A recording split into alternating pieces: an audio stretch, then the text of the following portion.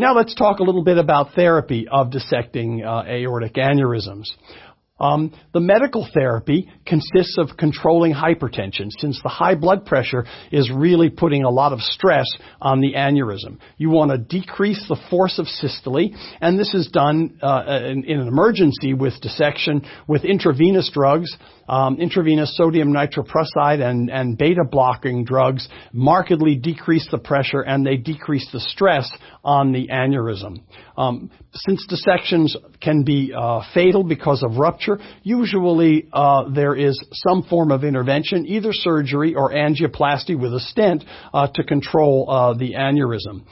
In the picture shown here, this is a surgical picture. This is actually a dilated aneurysm, not a dissecting aneurysm, but the operation is the same. You resect the aneurysmal area and you put in a graft, usually a Dacron prosthetic graft, to replace the diseased segment of the aorta. When it's in the chest, as this is, it's a very big operation. It's a big operation in the abdomen too, and these days there's a strong movement to do as many of these as possible with catheters and stents rather than making a major surgical intervention.